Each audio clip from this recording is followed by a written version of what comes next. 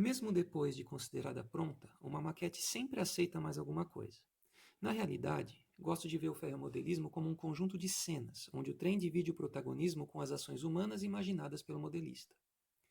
Nós decidimos incrementar um pouco aquele nosso primeiro projeto de maquete para iniciantes. Como eu estou com uma questão de espaço, desmanchei as outras maquetes para manter somente esse layout pequeno, para poder fazer umas fotos e não deixar as locomotivas sem rodar. Assim, nas últimas semanas, nós demos uma atenção a mais para essa pequena maquete.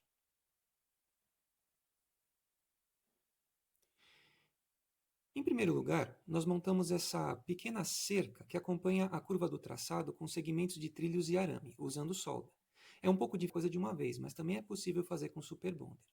Esse depósito recebeu uma tampinha de perfume como caixa d'água, que foi lixada para obedecer a inclinação do telhado. Uma das áreas que receberam maior atenção foi o depósito de locomotivas. Ao lado dele foi construído um pequeno armazém ou escritório. A base é toda cinza, imitando o cimento, e o que traz muito mais realismo é o uso de vários tons de cinza diferentes. Cenas não existem sem pessoas. Eu nunca tentei modelar seres humanos, mas o comércio tem uma enorme oferta de figuras. Esses e outros detalhes foram encomendados pelo Mercado Livre. Nós já tivemos um vídeo breve sobre essas bobinas que eu vou colocar aqui em cima. Um dos cantos da maquete tem uma rampa para simular alguma variação no relevo. O importante é não fazer muito íngreme, porque fica irreal, pelo menos na minha opinião. Além disso, nós usamos flocos de espuma tingidos para fazer a vegetação, mas é importante polvilhar com serragem tingida depois, porque fica muito melhor. Este café é praticamente uma casinha Fratesc com poucas modificações. Um pouquinho de imaginação e uma lâmpada OLED fazem toda a diferença. Ao lado, nós aproveitamos esse vagão quebrado para ficar abandonado e meio a partes de trilhos e vegetação que avança sobre ele. Um envelhecimento geral com cor de ferrugem também é muito bem-vindo aqui.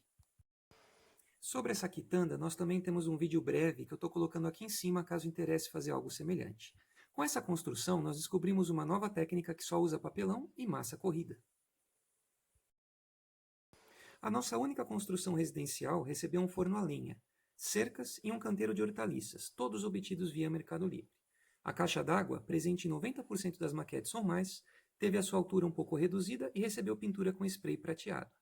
Para essa área, nós também conseguimos essa bomba importada. Neste canto da maquete, nós caprichamos nas árvores. Eu fui adquirindo árvores aos poucos, ao longo de muitos anos. Estão todas aí. Essa aglomeração de vegetação dá uma impressão muito realista, na minha opinião.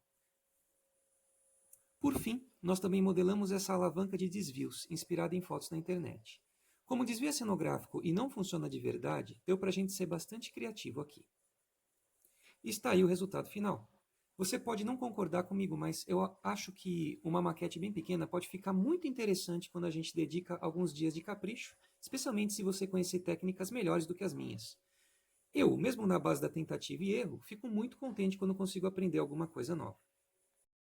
Amigos, eu agradeço muito a visita de vocês e espero que vocês estejam gostando dos vídeos. Um forte abraço e fiquem bem.